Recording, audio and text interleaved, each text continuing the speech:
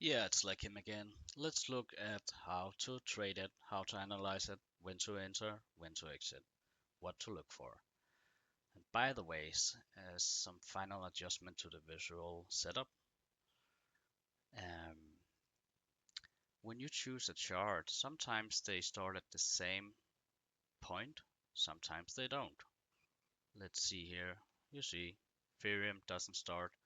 That's an issue if you can't incorporate it in your brain that this line should be 1.5 centimeter up, and we have it on an auto scale. So how do we get the lines to start at the same price here? Then you need to turn off auto scale, and then you need to minimize the scaling. Just remember to do it at the exact same uh, length of all three, because then it will be the same, just minimized. So like find a point like outside here, and then you click here, for example, scale it a little bit till here, do it with all three, scale it a little bit through here, scale it a little bit through here, and then you can manually click here and like that, boom. Okay, so what were the rules? That was that the white price line will go towards the stable non-volatile line, and it will go against the vice versa. So I'll just quickly, and remember I've looked at this for like a long time, so I can scan it real quick. You'll probably need a few days to look at this to really understand it, but let's just go through the day here. Let's go through the day, and I will see when I find something, and then I will like share my thoughts with you.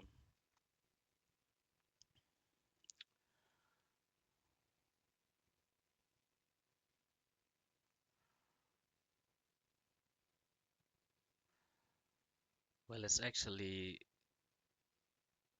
if you compare the little drop here by the grays and the drop here by the white, you can see that the white is the volatile, unstable one, so it should search towards the stable lines. So like around here would be a buy signal, and a buy signal to where you would probably exit when you got a X amount of profit, or it goes towards sync or fair price ish to that lines.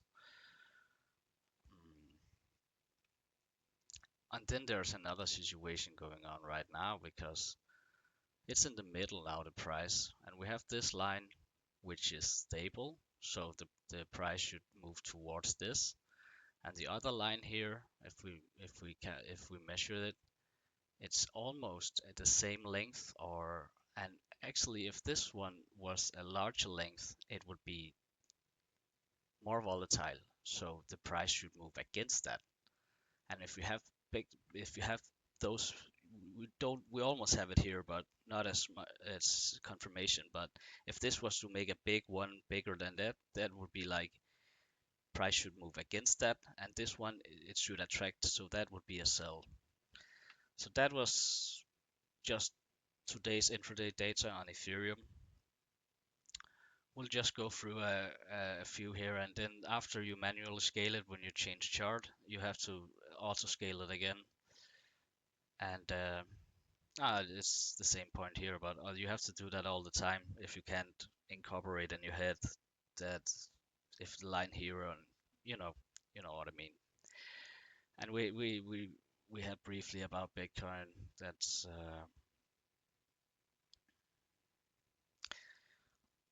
I told you about the sell signals here, and actually we have a little buy signal down here, because you see it's just above, just below, the white is just below the this gray, so that's a little bit up, and this one here more volatile, so price should go against that, so that would be actually like a little buy here. So sell here, buy here, sell here, And then, is there anything else? No, no, no. Nope, nope. No more trades than that. So what pair should we pick? Like, well, Pepe, that's a popular one. Oh, it's kind of laggy. I apologize for that. I have all kind of shit open. Come on. Hmm.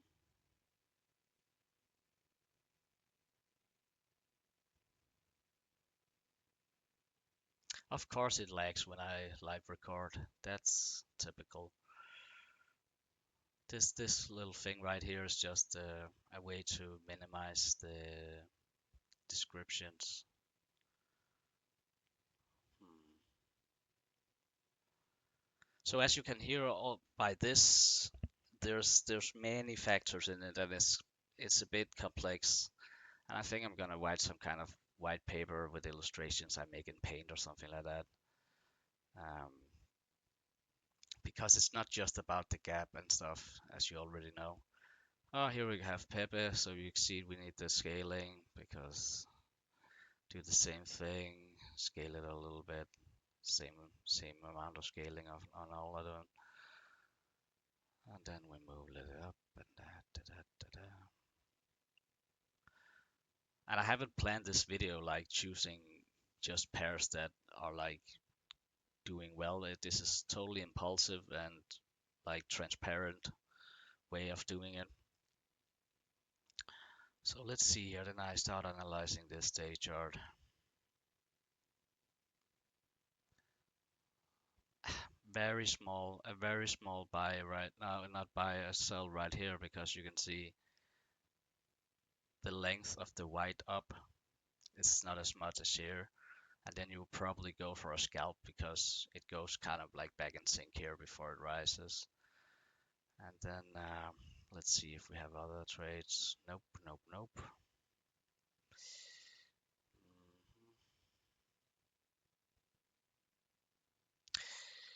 Well, there's kind of like a sell signal here. Not as big one, but you can see it's which one are the stable ones. That is the gray ones. So the price should move towards that. Let's try what is also popular like Ondo, like that DeFi thing. I'll just scale it again. Oh, I can already see that's some big ass buy signals right here. All right, so auto scale off, scale it again.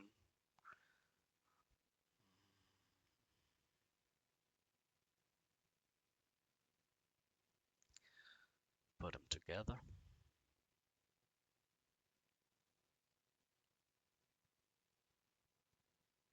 Oh yeah, this is an obvious one. This is an obvious one. You should already now see that something is up with this. Like, there's a big difference here. Like, huge gap down here, huge gap down here compared to the others. Like, look at this right here. That's a many pips and percentage. So stable, more volatile. What should they do? Move towards the gray areas. So I expect this to pump. I would buy here, definitely. So now we had like a full-on white trade. We have like a combination trade. We don't have had like a full-blown gray trade. But imagine this was the opposite, that this gap was vice versa. This was gray. Then it would be the same. Also, I'm referring it to them as gray and white now, not price and cumulative and open interest, just to make it easier for you to understand. So what else should we test? Like this one is a pretty volatile one.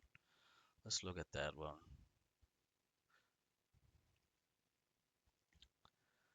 There's only a little scaling needed here.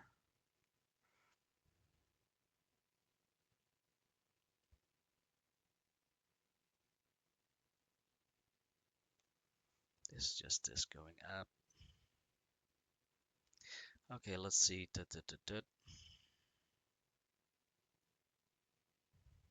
There's like a small sell here because the price should move towards this one. And this one is bigger and more volatile, so it should move against that. So a small sell here, then really nothing. Nope. Maybe I can't really see if the white going down here are more in length than this, but it's I probably wouldn't have taken it, but it's very small buy right now. Oh, yeah, that makes sense. You can see right now it's falling. This one is surrendering and moving more than more than the others towards this. This is more stable, so it's a sell also, but not really a big signal. What else should we look at?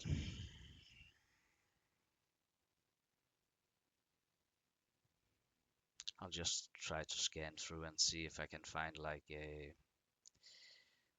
a proper gray signal. That they happen a little bit rarer than white signals and mixed signals, but they do occur. And remember, this is day trading, so I'm only using data from midnight.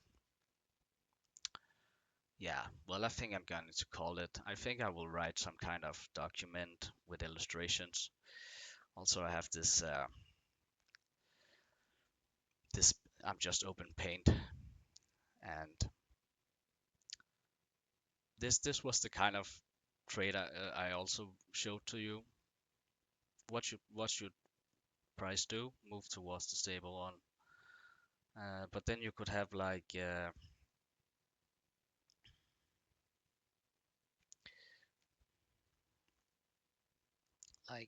the opposite example of where it would be like this.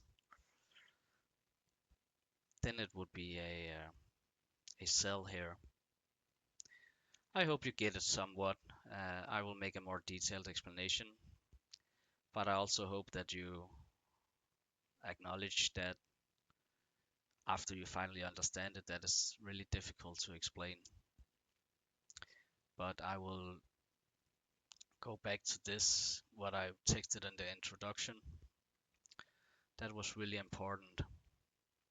Price direction seems to be attracted by the most stable of the lines and going against the most unstable. Like that's literally the most important thing about this whole system. When a gap occurs, that is what you look at. I hope this helped just a little bit. I'll make another one later. I'm just shooting from the hip or whatever you say with information right now, trying to be transparent and just not reading a script or anything. And yeah,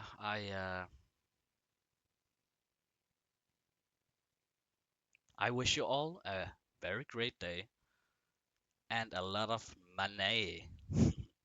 See ya.